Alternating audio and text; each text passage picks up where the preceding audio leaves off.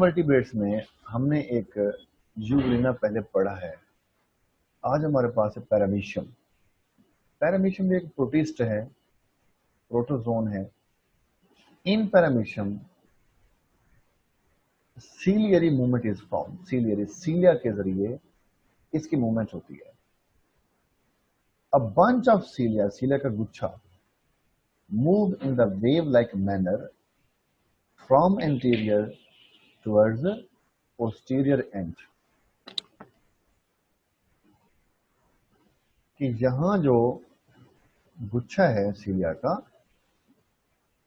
वो एंटीरियर से posterior and की तरफ आहिस्ता आहिस्ता मूव करता है। From anterior towards posterior. इसका मतलब ये हुआ कि उसके जिस्म के सारे सीलिया एक ही वक्त में एक ही साइड के ऊपर मूव नहीं करते, वेव लाइक मूवमेंट होती है। यानी कि इसका मतलब हुआ पहले आगे वाले सिरे के सीलिया पीछे आएंगे, बाकी सारे सीलिया वो आगे खड़े रहेंगे। फिर उसके बाद आगे सिरे वाले सीलिया ठीक हो जाएंगे, मिडल पोर्शन वाले सीलिया पीछे आ जाएंगे, बैकवर्ड आ जाएंगे।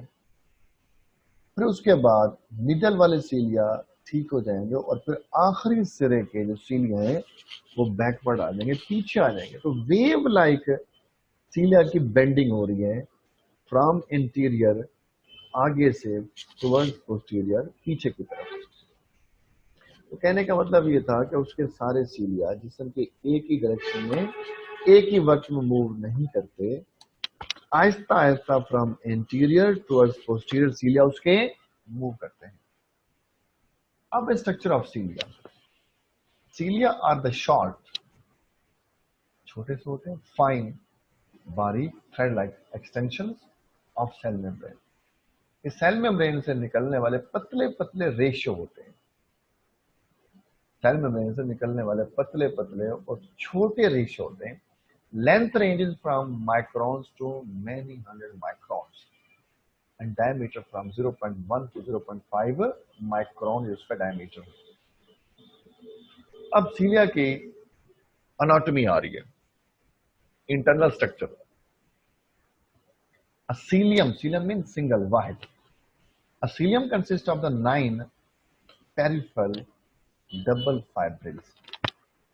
अगर एक सीलिया को काट के देखा जाए उसमें 9 peripheral double fibrils हैं।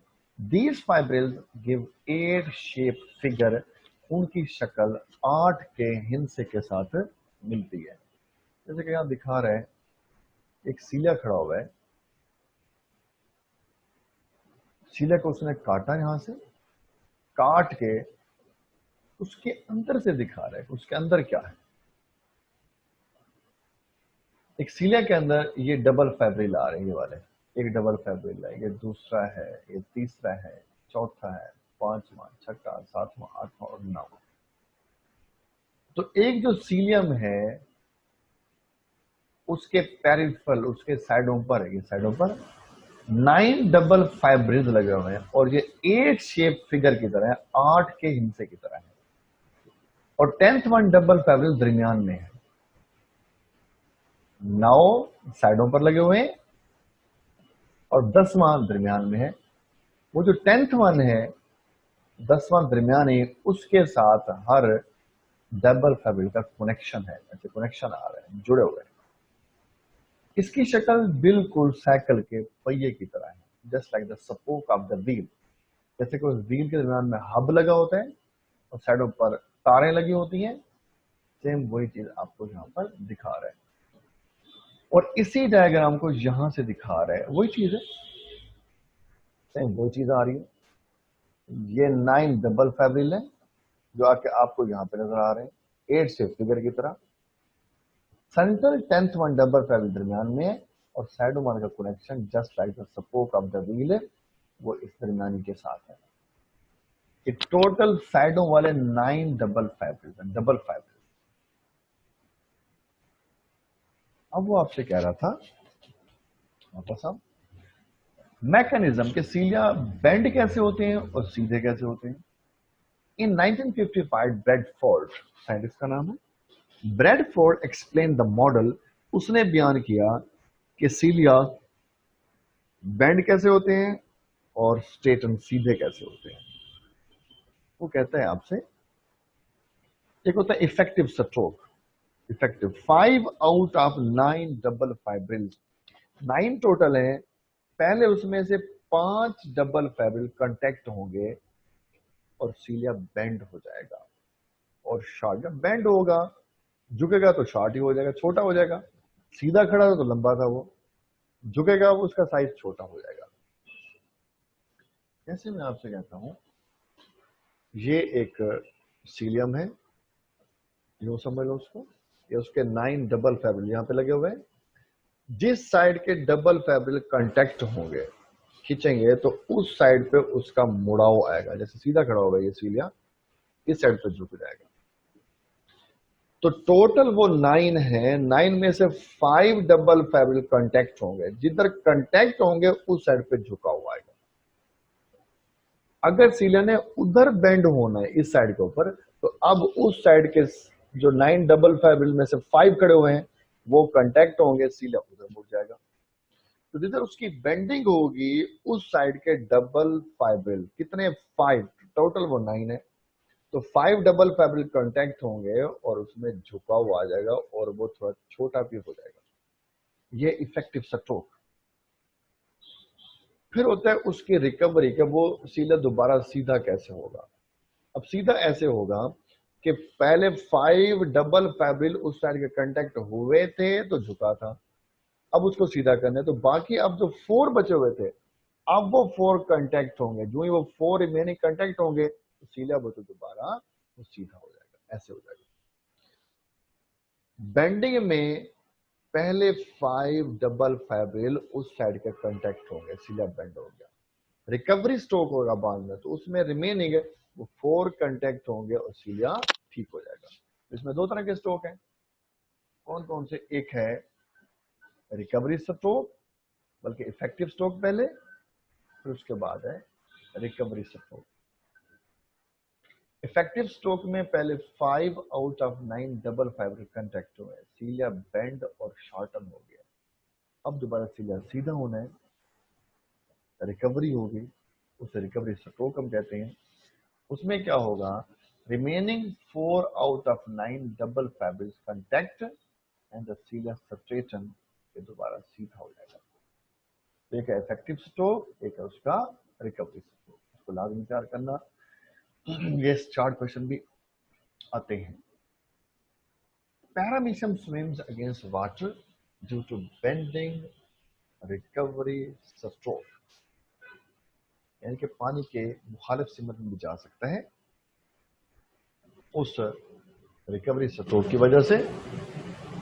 The energy is provided by the ATP. Cilia की बेंडिंग के लिए, स्ट्रेटिंग के लिए एनर्जी कहां से आ रही है? वो एटीपी की शक्ल में है और वो माइटोकॉन्ड्रिया प्रोवाइड करता है। ये पैरामीशियम खत्म हो गया। इसके बाद नेक्स्ट आ रहा है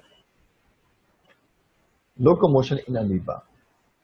अमीबा के अंदर जो लोकोमोशन है वो सुडोपोडिया के जरिए होता है। सुडोपोडिया क्या होता है? These are the finger like false temporary projections उभार।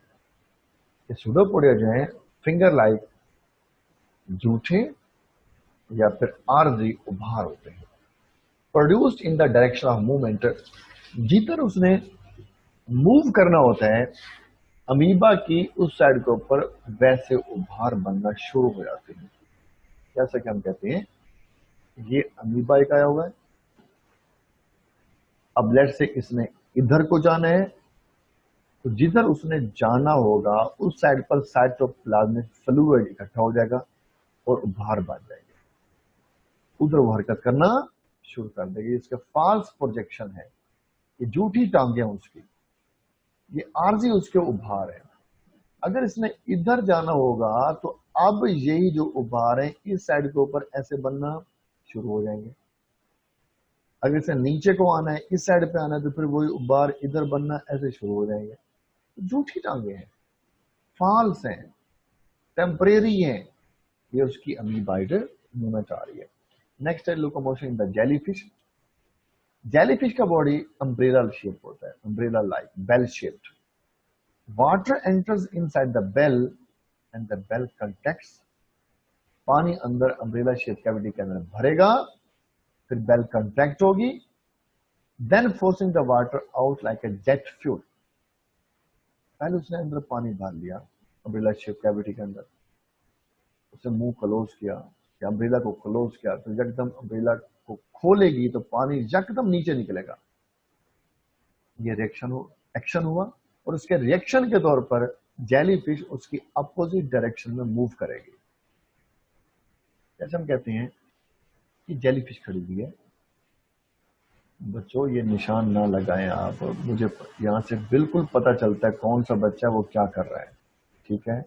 मैंने परमानेंटली तुम्हें रिमूव कर देना है और तुम अयाशी करोगे। बंदे के पुत्र बनो, ये हरकत ना करो आप। हटाओ इसको, हटाओ इसको, शाबाश, जल्दी। वो आपसे कह रहा था कि अगर देखा जाए इस अम्ब्रेला शेप को, कैविटी उसकी आ रही है, जेलीफिश खड़ी हुई है, ये अपने अंदर पानी को भरती है इस कैविटी के अंदर, फिर एकदम उसके अपोजिट डायरेक्शन के अंदर वो उसको पानी को छोड़ेगी और अपोजिट डायरेक्शन के अंदर जाकर उसकी लोकोमोशन वो स्टार्ट हो जाएगी। जैसे मैं आपसे कहता हूँ फॉर एग्जाम्पल, ये उसकी बेल शेप ऐसे कैविटी आ रही है, इसका हम पानी को भरेगी, फिर क्लोज करेगी, एकदम पानी को छोड़ेगी, पानी इधर जाएगा, उसके अपोजिट डायरेक्शन के अंदर उसको ऐसे झटका मिलता है ऐसे। तो वक्फे वक्फे से उसने पानी को भरना है, उसको निकालना है, उसको झटका मिलता जाएगा। अब जिधर उसने मूव करना हो उसकी अपोजिट डायरेक्शन के अंदर पानी को वो छोड़ेगी, तो फिर इधर जाएगी।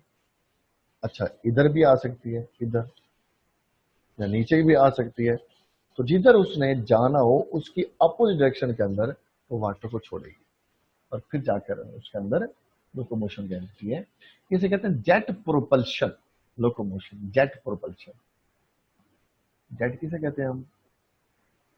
जहाज को, जैसे वो जेट जो जंगी जहाज है, या फिर जैसे मिसाइल होता है, उसके मिसाइल के नीचे से फ्यूल निकलता है, आग निकल रही होती है, फ्यूल निकल रहा होता है, उसकी अपोजिट डायरेक्शन के अंदर जाकर फिर उसकी लोकोमोशन होती है। जितनी स्पीड से उसका फ्यूल निकलेगा उतनी स्पीड से फिर जाकर वो मिसाइल या जेट आगे को बढ़ता है, इसलिए कहते हैं जेट प्रोपल्शन, ये लोकोमोशन है।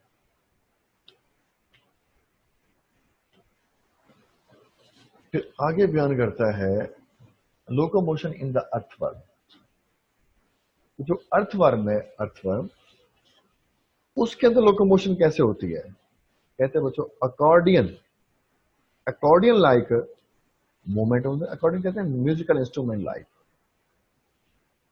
जैसे म्यूजिकल इंस्ट्रूमेंट है, आप उसके तार छेड़ते हैं, उसके अंदर वो लहरें पैदा होती है,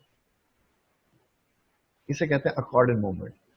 जैसे सुंडी हरकत करती है, सुंडी के अंदर ऐसे लहरें पैदा होती हैं, जो अर्थवर्म है उसके जिस्म के अंदर भी ऐसे लहरें पैदा होती है। इन दिस केस बोथ सीटी एंड मसल्स टेक पार्ट। सीटी किसे कहते हैं?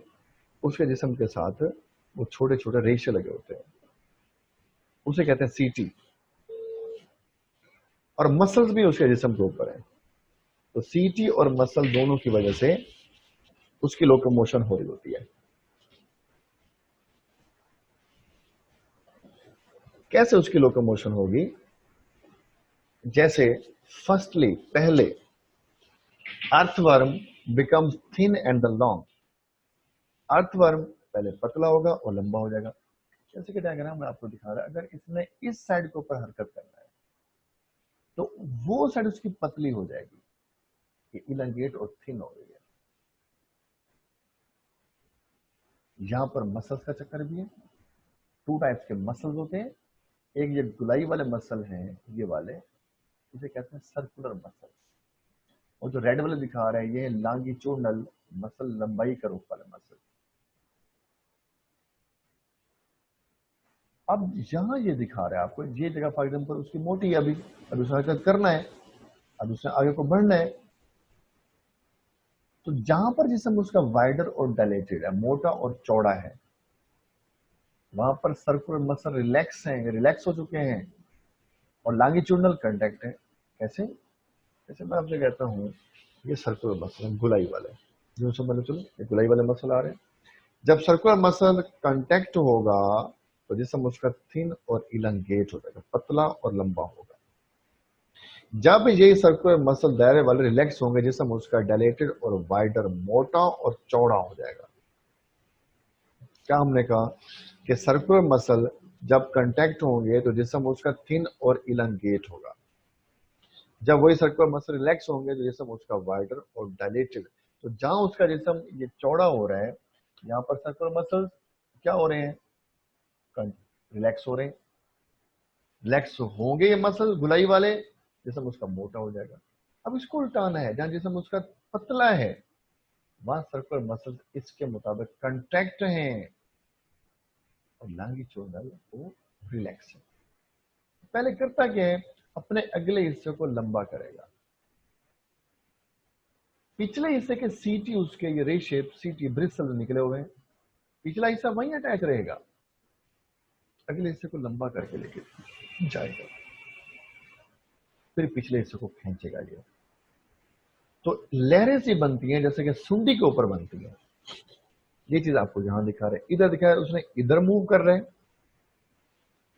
उधर दिखा रहे हैं, फॉर एग्जाम्पल इधर जा रहे हैं। तो जिधर जाएगा पहले वो हिस्सा पतला होगा, फिर ये मोटा हो जाएगा, पिछले वाले हिस्से को खींचेगा, तो उसके जिस्म के अंदर ऐसे लहरें पैदा होती, लहरें बनती आ रही हैं। तो कहते हैं musical instrument like locomotion. So firstly, the earthworm becomes thin, long. The CT present on the lower side of the interior and it comes out and holds firmly. Longitudinal muscle contract and circle relaxes, so the body shortens, thus pulling this portion forward. इस diagram को याद करो इसको, कि जहां जिसम मोटा है वहां क्या हो रहा है। बस एक चीज याद कर लो कि जहां मोटा होगा, चौड़ा होगा, गुलाई वाले मसल रिलैक्स हो जाएंगे, ढीले पड़ जाएंगे। इसको जहां उल्टा देना कि जहां पतला है वहां सर्कुलर मसल्स कॉन्टैक्ट है, इकट्ठे हो गए हैं, खिंचाव पड़ रहा है, और उसके अंदर म्यूजिकल इंस्ट्रूमेंट लाइक लोकोमोशन।